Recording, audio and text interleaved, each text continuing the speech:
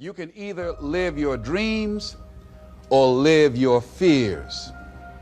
And I think the majority of people actually are not living their dreams, but are living their fears. So I want to ask you a question. What are your fears? What are you afraid of? What are you scared of?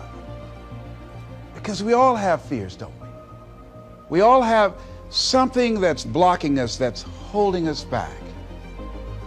And as we begin to look at life, what we realize is that the reason that most people are not living out their true potential, are not doing all of the things that they would really like to do, is because of fear. What are the things that you fear that's been keeping you from living your dream? That's been keeping you from doing some things that you would like to do? Just think about those things. And how do we begin to handle that? Abraham Maslow said that the life is about growth. And he said, you can either go back to your comfort zone, and there you won't find any growth, or you must be willing to go forward and face your fears again and again and again. Because you're never going to have a fear-free existence. I mean, some fear is acceptable and legitimate. There are some things that you really should be afraid of. Now, you shouldn't allow it to immobilize you. You acknowledge it, you take it into account, and you carry yourself accordingly. There are times that we should proceed with caution. But it's the difference between being stopped by fear. It's the difference between having a fear and the fear having you. So what do? One, acknowledge it, and knowing that it's okay. Don't condemn yourself for being afraid. It's perfectly fine to have some fears. You acknowledge your fears, you embrace those fears, and then you move on. You act on whatever it is that you fear. Because once you embrace it, see, what you resist will persist. What you resist will persist. So one of the most important things is to begin to embrace your fear. Few that in a fearful situation, they face everything and rise with courage.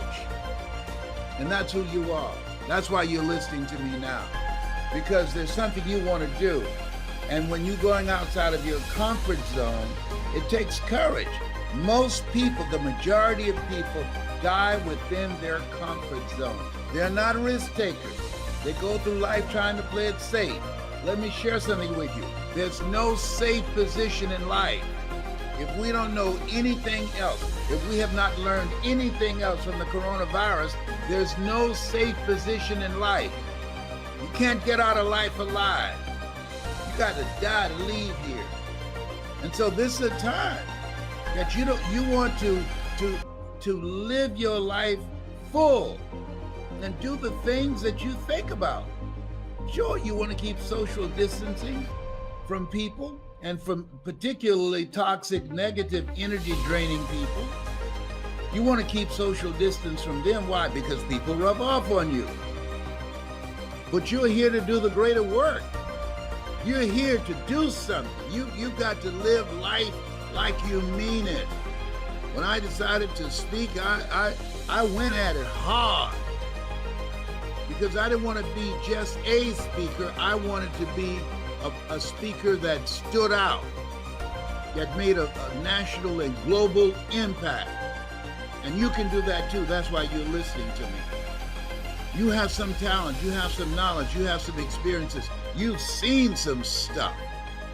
And there's some things in you don't want to take to your grave with you.